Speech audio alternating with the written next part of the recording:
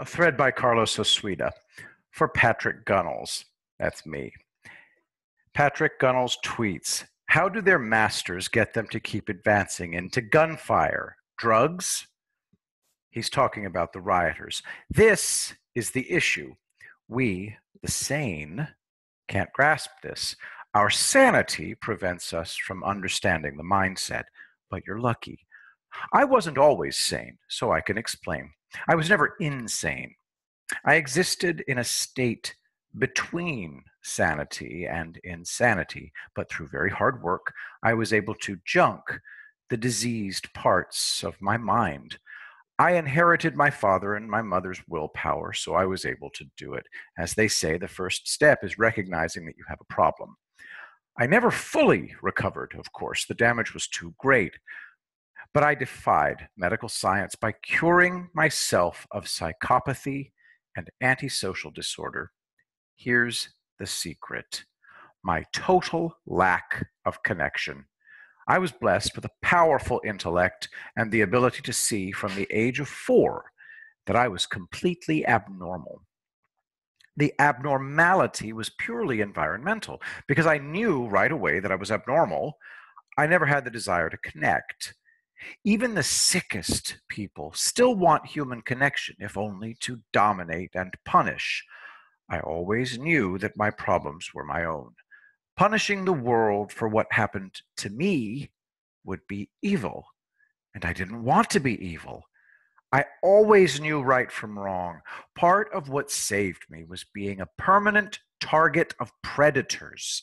I knew exactly what it was like to suffer at the hands of others. Therefore, I could never cause others to feel the same pain inflicted on me. I was never bitter, never. I had no desire for revenge. All I wanted was to someday find a haven. I was lucky. Throughout my life, a steady progression of individuals were kind to me. A kid saved me from psychotic school predators. A man took me on a nocturnal canoe ride. 2 men befriended me out of the blue, and so on. It was enough. I made that happen in that I never refused the rare outreach. It's likely that I'm totally unique. Generally, what happens is that screwed up people look for tribes. They lose themselves in fantasies of meaningfulness. Their beliefs become their identities. The tribe is all. So these rioters are delusional. They're not thinking at all. They simply do as the tribe does. The rifle doesn't register. They want to abolish the police, and they scream, "Call the cops," when one of them is shot. The cops are being ordered to not use any force against arsonists and looters. It was inevitable that weak-minded people who come out and shoot them. There are people in my comment sections who are as cognitively rigid as the rioters. Here's the way to defend your businesses with firearms. Remain silent and hidden and snipe. Get a scope-mounted .22 rifle and practice your marksmanship. Aim for the legs. Wait until they've committed to the arson or vandalism. The Israelis do that. In every riot so far, business owners have been attacked after defending themselves with firearms. Can't you see what's happening in the videos? Unarmed people are saying, "Shoot me, shoot me." Why can't you process that? Nothing is real to these people. It's all a movie or a computer game. The guy who the kid from Illinois shot in the arm was screaming his head off. He wasn't thinking about consequences. The police shooting in Kenosha happened because the guy simply refused to submit under any circumstances. The rioters are the same. Remember the Epic Beard Man video? Remember what happened when Epic Beard Man defended himself? The bus passengers screamed in horror. Sure, it was funny, but it was also chilling. Nobody was able to think. They were all existing in the moment. And that's why unarmed rioters actually get more violent when confronted by armed men. They don't think I could get shot. They don't think at all. Brandishing weapons worked in the past, but it doesn't work now. That's why if you use a firearm to defend your property, you must remain hidden from sight. If they see you, they'll come back. If they can't figure out what even happened, they'll stay away. Think of the rioters as being in a state of road rage. Mentally impaired people, tanked up on deranged ideology and rage, are not reachable. They won't even talk to you.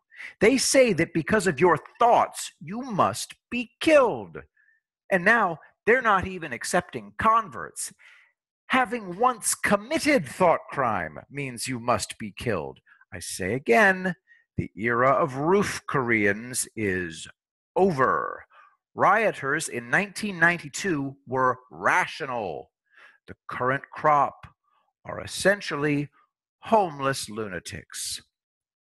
But for 27 years now, emergency room staff say that the people who scream the loudest when brought in shot are gangbangers.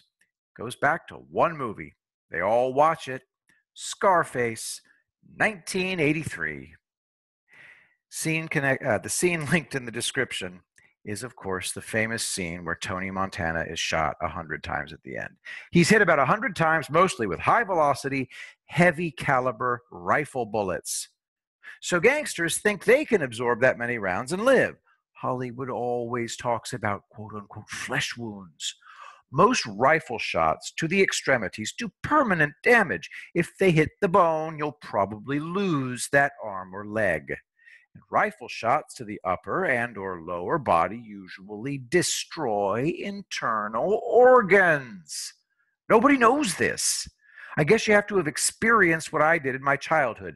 Human bodies ripped to pieces one way or another. For the first time ever, someone published a video of a person being disemboweled alive. I watched it because the victim was a Mexican cartel member.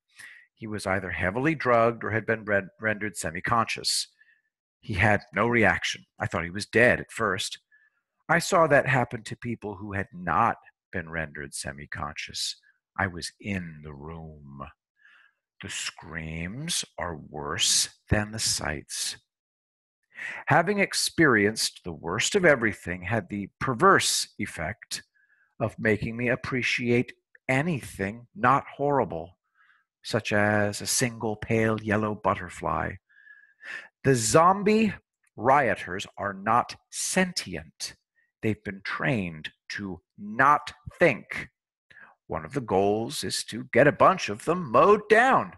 Because of tribalism, wavering leftists would go back into the arms of leftism. Luckily, the feds are now in Kenosha, so the rule of law will be restored. You need to be objective. You need to be able to criticize your own.